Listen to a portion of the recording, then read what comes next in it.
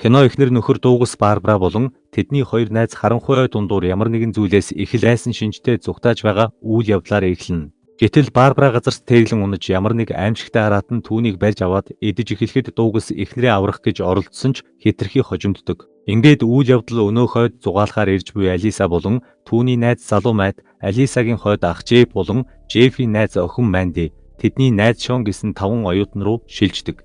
Тэд машинтайгаа хэсэг яваад зам хаасан байхтай таарч машина тэнд орхиод цүнхээ авцгаан цаашаа алхаж явхаар болно. Улмаар тэд нуурын ирэг дээр дурсгалын зураг татуулаад цааш хөдлөх ба Алиса замдаа найз залуу майтаа өмнө нь гэр бүл нь жил болгон энэ ойд амархаар ирдэг байсан ч эндээс хол нүүж бүгд завгүй болсноос хойш огт ирэхэ болсон талаар хэлдэг. Ойд ямар нэг араатанд аимшигтайгаар эрэмдэглүүлсэн амтнисыг хэвтэж байсан ч тэд үүнийг анзааралгүй өнгөрнө. Гэтэл Алиса хойд ахта удахгүй нар жаргах гэж байгаа учраас ойроо илүү гүн орвол аюултай гэд цааш явхаа болиё гэж хэлдэг.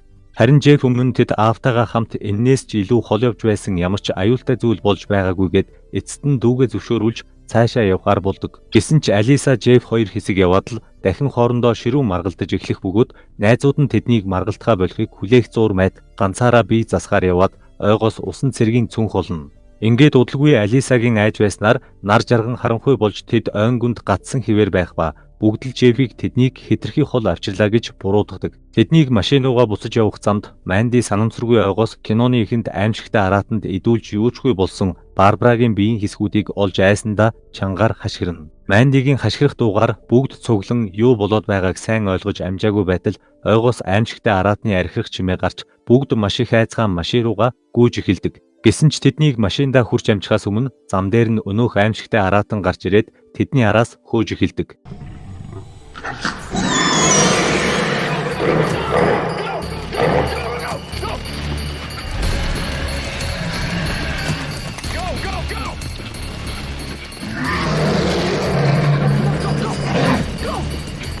Ингээд тэд хэсэг зүгтаасны эцэст нэгэн чулууны ард ирж нуугдах бөгөөд энэ үед тэд ойролцоох ойн цороход нэгэн жижигхэн байшин байгааг олж харна. Улмаар Джеф бусдыгаа төрүүлээд байшин руу зүгтааж байгээд өөрөө аимшигт араатны анхаарлыг сарниулахаар болсон ч Джефийг ард үлдэн гарч идэнгээ асаатал өнөөх аимшигтай араатан Джеф рүү дайран түүнийг хэрцгийгээр урж тастан алдаг.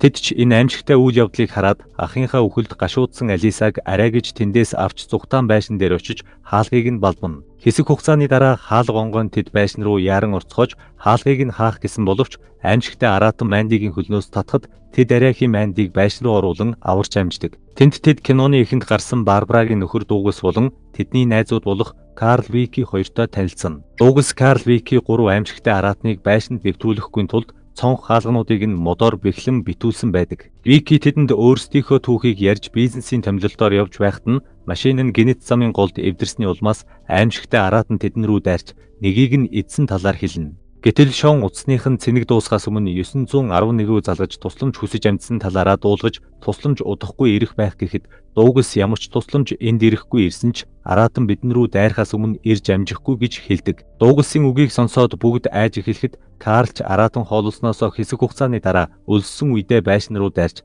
хамгийн сул хамгаалалттай газраар нь нэвтрэх гэж оролддог талаар тайлбарлана. Ингээд бүгд Карлын хэлсний дагуу байшинд нэвтэрч болохоор газруудыг бүгдийг нь хааж битүүлж хамгаалтын зузаатгаж эхэлдэг.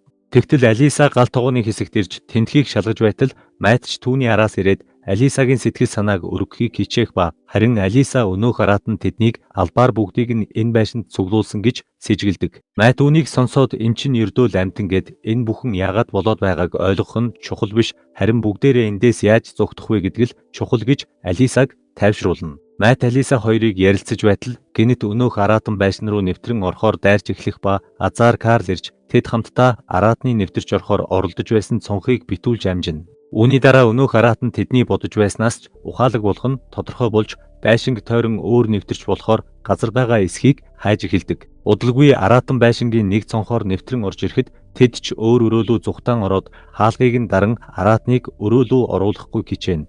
Ингээд тэднийг араатантай тэмцэлдэж байх зур араатан хаалганы завсраар Карлыг шархтуулж амждаг.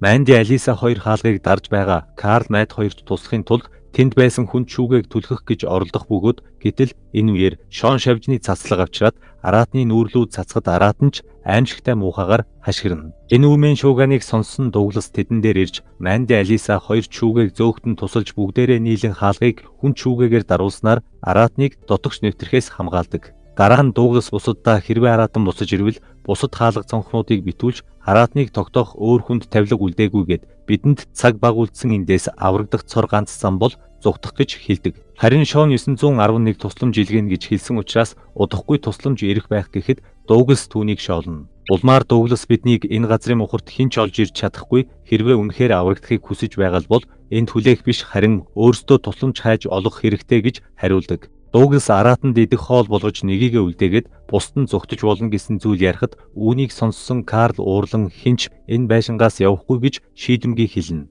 Гэтэл Майд араатанд баригдахгүйгээр ганцаараа яваад тусламж олоод ирье гэсэн санал гаргах ба тэр араатанд гүйцэгдэхгүй гэдэгтээ итгэлтэй байдаг. Үүнийг сонссон Алиса уурлан Майдыг өөр өрөөнд дагуулж ороод тэнэг зүйл хийхгүй байхыг ятгахад Майд ч хэрвээ би явж тусламж олж ирэхгүй бол бид энд бүгдээрээ үхэн гэж хэлдэг. Ингээд эцэст нь Алиса нүдэндээ нулимстайгаар энэ бүхнийг зөвшөөрөхөөс өөр аргагүй болно. Үүний дараа тэд хамтдаа төлөвлөгөө зохиож Карлыг өнөөх араатны анхаарлыг сарниулах зур Майд төв зам руу хамаг хурдаараа гүйхээр болдог. Ингээд бүх зүйл бэлэн болоход Карл ч араатны анхаарлыг сарниулахаар ой руу явж ороод чангаар шүгэл үлээх ба энэ зур Шон дурангаар Карлыг алсаас ажиглан араатан түүнд ойртож ирснийг богино долгионы станцаар мэдээлнэ. Үүнийг сонссон Майд байшингаас гаран тусламж авчирхаар ой руу хамаг хурдаараа гүйдэг. Хэсэг хугацааны дараа Карлын ойролцоо байсан араатан гинэт алга болж араатныг дурангаараа харж байсан Шон араатны барааг алдчихснаа Карлд хэлнэ. Гэтэл гинэт богино долгионы станцаар Майдын аимшигтай чангаар хашгирах дуу хадаж араатан ирж байна гэж хэлэх сонсогдох ба Карл Шон хоёрч байш руу хар хурдаараа буцаж гүйхэд Дуглас тэднийг оруулахгүй хаалгаа хааж битүүлдэг. Вики үүнийг хараад Дугласт уурлан тэднийг оруул гэж хашгираад хаалгыг онгойлгох гэсэн боловч Дуглас түүнийг болиулна. Энэ зуур Алиса Карлд гал тогооны цонх онгорхой байгаа талаар хэлж Карл Шон хоёрч онгорхой цонхоор байс руу буцаж орж ирдэг. Карл байшинд орж ирээд шуудхан л Дуглас дээр уурлан очиж түүнийг цохиж ухаан алдуулдаг.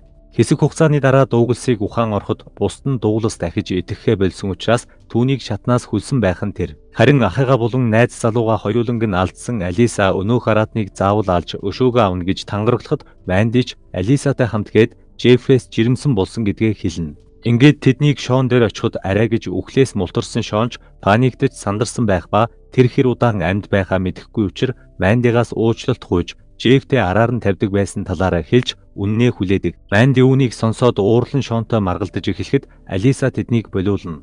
Тэднийг маргалдаж байх зуур ширээн дээр байсан богино долгионы станц дахин дуугарч эхэлнэ. Эхэндээ тэд Майд хаан нэгтээс тэдэн рүү дохио илгээх гэж оролдож байна гэж таамагсан боловч хэсэг хугацааны дараа өнөөх дохио байшин доторх зойрноос ирж байгааг ойлгодог. Дуглас тэдэнд араатан өмнө нь тэр зойроор дамжин байшинд нэвтрэх гэж оролдож байсныг сануулхад станцаар Майдын ёолох дууг сонссон Алиса зойрлуу бууж найз залуугаа аварна гэж шийдэх ба Карл Манди хоёр түүнтэй хамт явхаар болдог. Карлын эхнэр Вики тэдэнтэй хамт явах гэсэн боловч Карл эхнэрээ аюулд оруулахыг хүсээгүй учраа түүнийг үлдээнэ. Ингээд Алиса Манди Карл 3 зойрлуу бууж өглөөч шархатсан Майтыг олох ба тэднийг Майтыг тэндээс өргөж гаргах гэж оролдож байтал өнөөх араатан тэдэн рүү дайрдаг.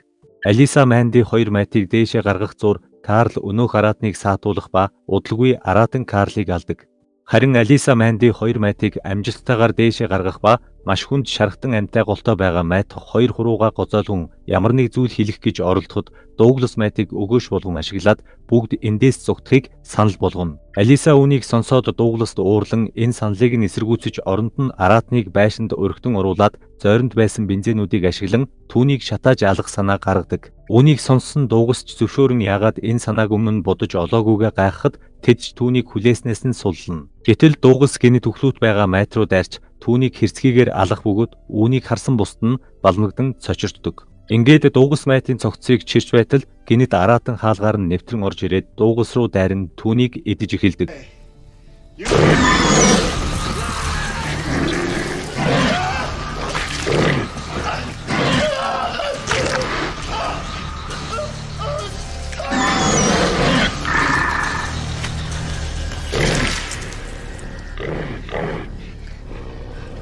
Ингээд үлдсэн дөрөв нь араатан дуугалсыг идэж байх хооронд зойрноос савтай бензинүүдийг аваад байшинг тойруулан асгаж араатанг шатааж ална. Дараа нь тэд зойроор дамжин гадагшаа гарахаар оролдож байтал өөр нэг араатан гарч ирээд Шоныг чирэн алга болдог. Энэ үед тэд майд үнэндээ араатан хоёулаа байсан гэж хэлэх гээд байсныг ойлгох ба айсан майнд Алиса Вики 3 тэндээс зүхтаасан ч араатан Викийг ч бас ална. Ингээд зөвхөн Алиса Манди хоёр л амьд үлдэх ба тэд ч ой дундуур араатнаас зүхтааж эхэлдэг.